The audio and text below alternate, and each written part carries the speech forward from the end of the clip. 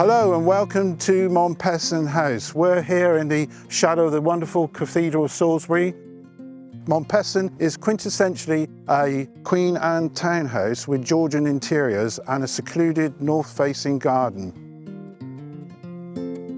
The house has predominantly been leased by the Dean and Chapter of Salisbury Cathedral to several local families since 1635. But the freehold was first sold to the church commissioners in 1946 and then to a London-based architect named Denis Martineau 6 years later. A condition of the sale of this house to Denis Martineau was that he left it to the National Trust upon his death. Now I'd like to take you to see the gardens that lie behind this wonderful house.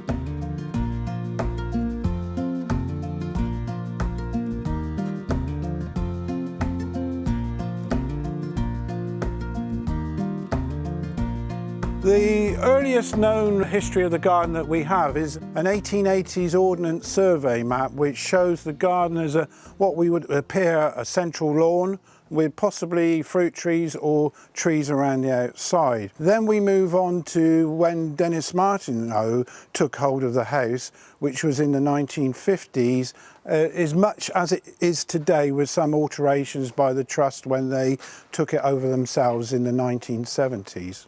The Trust came along as they do and had a look at the garden when it opened to the public officially and put in a rose border here, and then again the pergola and the main design, which is formal but with informal planting.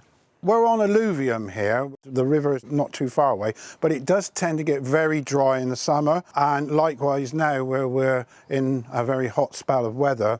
And we try to introduce sort of dry, loving plants that like it, appreciate, don't want too much water over the last few years because as climate change has come into the mainstream. So we were very aware of that and, as I say, plant accordingly.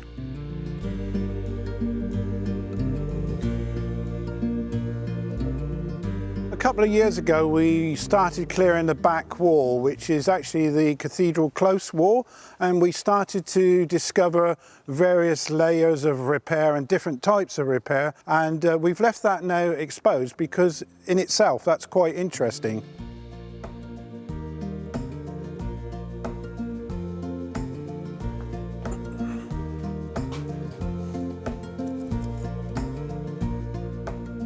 There's an interesting story that's been handed down over the years that tells of the residents who lived in the property at the time. I mean, we're talking probably late 50s, early 1960s. They used to use this particular greenhouse, but neither could come to any sort of agreement on who was going to be responsible for it.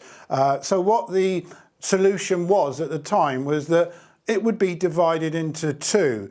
And we have evidence of that, which really is a central wall that was built straight down the middle and therefore gave one resident half the greenhouse and the other half.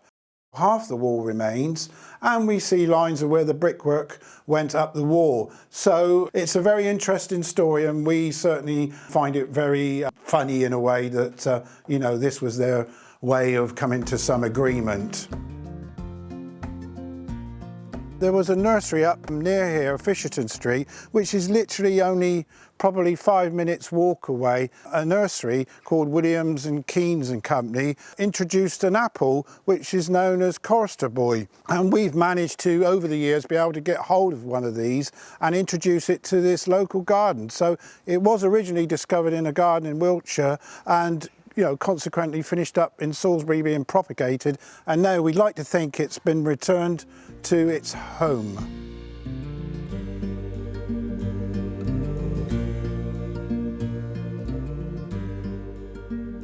I started work here in January 1996.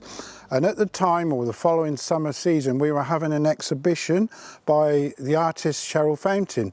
Now, Cheryl had previously painted the gardener May Griffin and asked me at the time if she could paint my boots I was wearing. So subsequently, this picture is of Colins Boots, which sadly, I no longer have the boots, but I have the picture.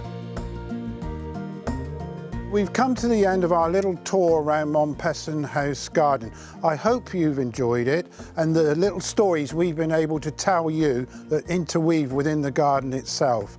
And it's only with your continued support that we are able to do this. So thank you once again.